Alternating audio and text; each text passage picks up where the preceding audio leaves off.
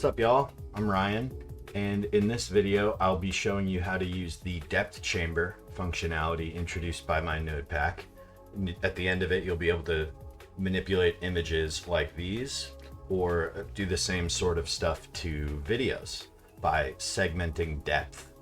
So to demonstrate this, I'll be going over this workflow, which you can find on my Civet profile. I'll link it in the description below. And I'll focus mostly on the depth chamber stuff. I guess I'll go through all of this. A lot of it is not specific to my node pack, but I guess I'll explain it as best I can anyways. So there's a corresponding workflow to do the same thing, but with video that's also attached to that Civet page. So check that one out. It's relatively similar to this. It's just the setup is a little bit different. So for this, we're going to animate an image. So we load our image here, and since we're animating it, over time, we repeat the image a whole bunch. And you can control that here. It looks like I chose 60 frames, and it's running right now. So we're gonna see that finish together. So what I've done here is resize the image twice, and I did that. I'm not sure if it's necessary, but we're working with depth, so I really didn't want to lose any of the detail for the depth maps. So I resized a slightly larger image for the depth maps, but a slightly smaller one for all the images that will be passing to the K sampler, so that we can save time and not explode the computer. So once we've loaded the images and repeated them, we can do some of the pre-processing. So here we get our depth maps, which we'll use not only for the control nets, but also for this depth chamber node that I'll show you in a minute. Also, this is just for the control net. We get the line art because we use the line art control net. All right. And then here is a time feature, and this depth chamber works with my feature system. I will link the tutorial that I did on the flex feature system. It's what makes my nodes exceptional and super powerful. So we're using a simple time feature here, but you could use any other feature and just exchange it in place here, and it would work exactly the same. Other features include audio, depth, proximity, color, brightness, MIDI. There's others I'm probably forgetting, but definitely please check out that Flex tutorial after you watch this one, of course. Okay, so we've got this time feature, which if we visualized it, probably looks something like this. Yeah, time effect. So it just moving up. And we pass that feature with our depth maps to this depth chamber node. All right, what have I done here? Okay, so we needed a mask because we only want to work with say for instance, we only wanted to do this effect on the lady. We could have passed in the mask of the lady, but I wanted to do it on the entire image, not just the lady. So the way I've done that is by making a giant mask. I've made a mask that's the same size as the image. So we're applying this depth chamber to the entire image, but here you might pass in something more particular if you wanted. So we passed this big mask with the feature, the time feature, to control the effect, and the depth map, which we got earlier. And this is what the output mask looks like, and we'll use this later in the K sampler. So this node, you can do some pretty funky stuff with it. It's pretty cool. Basically, it's based on these parameters here, the Z front and Z back. Z front and Z back. Before I go on any further, I just want to remind you, if you don't know already, that all of the nodes in my node pack have this question mark. If you click them, you'll get documentation specific to the node, and it could be helpful for you. So we've got Z front and we've got Z back, and we can use the feature to manipulate one or the other or both of them or none. We could just skip manipulating them entirely, but that's no fun. So here I've done Z front. So we just put the Z front way towards the back, and then we're slowly moving it forward. With that other, the other image with the slime in the tunnel, this one, the way that I did that was by taking Z front and putting it in the back, and taking Z back and putting it in the front, and then switching the feature param to both. So then I just moved both up and down. Oh no, wait. So yeah, moved Z front forward. So I probably did squeeze. I used both, and I probably did squeeze. So it would move them like this, like closing in on the guy in the tunnel. But with just the combinations of Z front, Z back, the feature param, and the mode that we modulate them with, you can get an extensive amount of effects. This is one that's pretty cool, I thought, and same with the tunnel. But you could take them both and move them back and forward and have it sort of wash over your image. You use your imagination there. So once we've got this mask all set, I found, and there might be a smarter way that I could have done this, but I found that I wanted the end of the video to continue, like with the full mask going on. So I did that by using some of my utility nodes. These are also available in the same node pack, just for cool stuff like batch manipulation.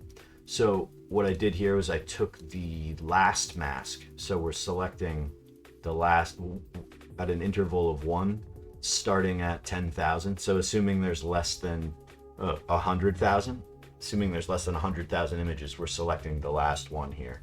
And we do the same with the initial images, and then append them onto the end of our repeated. We already repeated the images at the beginning, and we have that big stack, and we just repeat the last frame and append it to both the masks and the images. All right, so we've got everything set up. We have a big stack of images, and we have a big stack of masks. And now we go to the regular sort of diffusion-based stuff. And I'll mention that all of what we just covered is relatively independent. All of my nodes are relatively independent of the underlying model.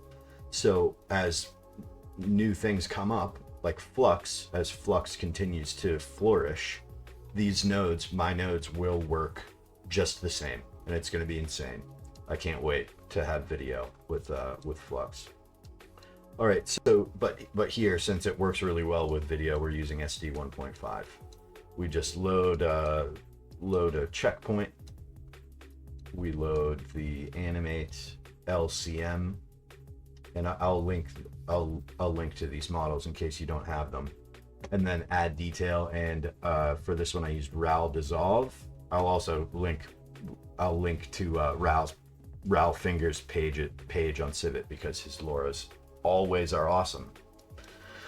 All right, so we've loaded the model. I gave it this little prompt, whatever that is. I probably took it right from Raoul Finger's one of his examples.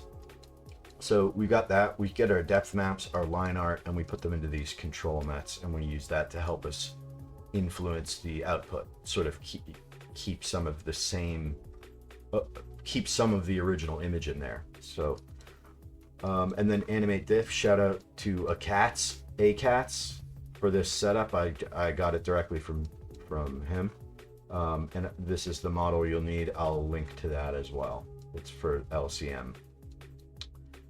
All right, so here, this is optional. You know, you could disable this IP adapter and just have the LoRa give the effect. This doesn't matter. I wanted her to change into a different person, so I used this image and a linear weight type.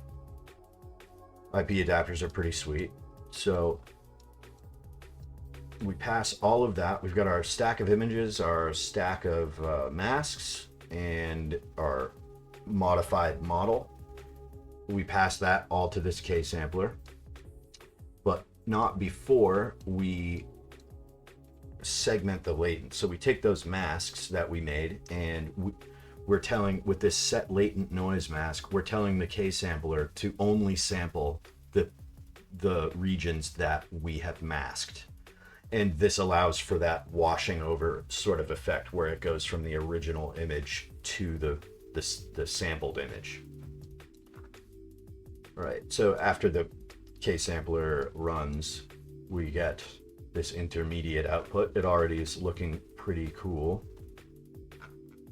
but we can make it better by upscaling the output from this sampler and running it through another K sampler with the denoise is a little bit lower. So this is like the starting steps, is another way to look at what the denoise does. It'll like only start sampling after it will sample only 36% of the image and leave the input as the remaining 64%. And again, you don't have to do this, but again, I wanted to keep it like the original image exactly being changed. So I did the latent noise mask again.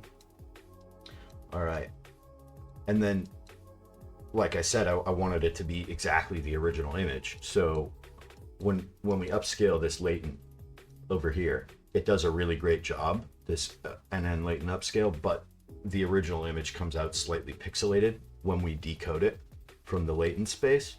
So to deal with that and make sure it looks crisp, we just get the original image and paste it over where we want the original image by using the mask in the same fashion as the latent noise mask. All right, I skipped the upscale because, you know, I left it disabled by default, but as soon as you get something you like, you know, you can upscale it. All right, and then finally, and this is also an optional step, I just wanted to show off my my Parallax node, which I added. It's another feature-based one, like all the others in my node pack. So again, I'll link the Flex Features tutorial I did for your viewing pleasure. And what Parallax does, it's very subtle in this case, but if you look very closely,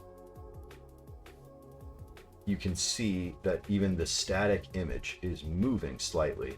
So Parallax gives it illusory depth. And I probably could have turned it up here to really demonstrate what it can do, but yeah, let's see if I crank it up a little bit. Shift X.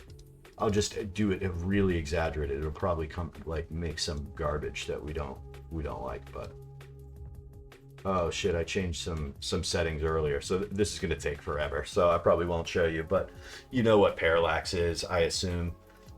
It can do some pretty cool things. So all right, so that about covers it for this workflow. I suppose that I could load up and this same workflow produced this image too.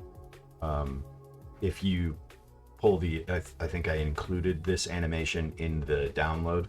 If you drag and drop that file into Comfy, it should give you exactly what I did to make this. So that covers the image-based workflow. Let's go ahead and open the video-based workflow. All right, so here is the video-based workflow, and I'm not going to go into the same level of detail because it's largely the same, but I just ripped out all the image and batch manipulation stuff. So instead of like manually repeating an image, we just take the images from a video. So all this garbage is gone now. Simplified it a little bit, but otherwise it is the same.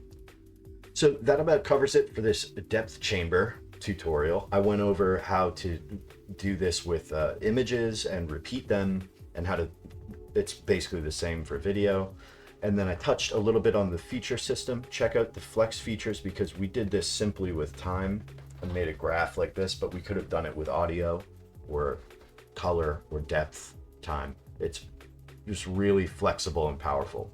So And then I did touch briefly on how some of this regular sampler stuff works.